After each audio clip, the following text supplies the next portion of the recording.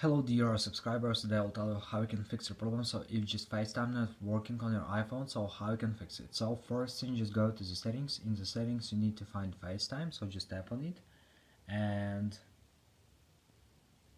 just try to turn it off. Wait a second and just turn it on again. So just reactivate your FaceTime. If it doesn't help you, if you still have the storage, so you can also just try to restore your phone. So just go to the settings. In the settings you need to find general. Just find general, just scroll down, just tap on shutdown, slide to power off, wait a second and just power your phone again. So just simply restore your phone.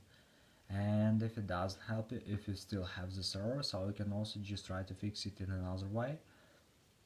So just try to update your phone. So just go to the general, just open software update, and if you see here available update, just tap on download and install and wait until it will successfully install the latest updates for your iPhone. So thanks for watching, have a nice day, subscribe to my channel, click like, and goodbye.